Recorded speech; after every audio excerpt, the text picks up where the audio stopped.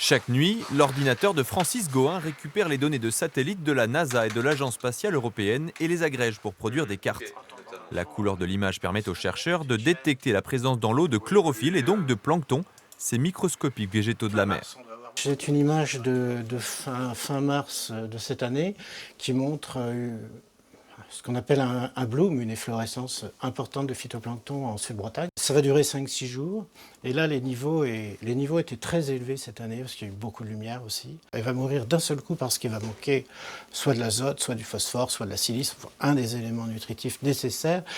Dès qu'il y en a un qui manque, tout s'arrête et tout ça descend dans le fond. Alors pour peu que les conditions météo soient stables, il n'y a pas de mélange et les bactéries, en dégradant, en oxydant cette biomasse, vont supprimer de l'oxygène, consommer de l'oxygène pour elles, pour leur travail, au détriment évidemment des poissons, des mollusques et de la faune qui est liée au fond, qui ne peut pas s'échapper et donc qui va mourir asphyxiée.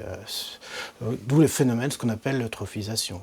Quand il y en a trop, c'est l'eutrophisation, le même phénomène que les algues vertes. Mais l'analyse satellite doit être complétée par des mesures de terrain. Un réseau européen de chercheurs procède à des prélèvements réguliers d'eau de mer qui permettent d'identifier l'espèce concernée par une prolifération repérée du ciel. C'est des observations qui sont faites à 800 km, donc c'est très important.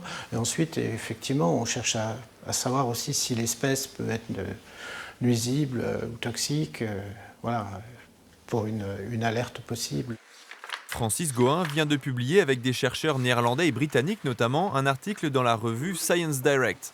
L'occasion de revenir sur 20 ans de recherche et de proposer des pistes pour lutter contre les phénomènes d'eutrophisation.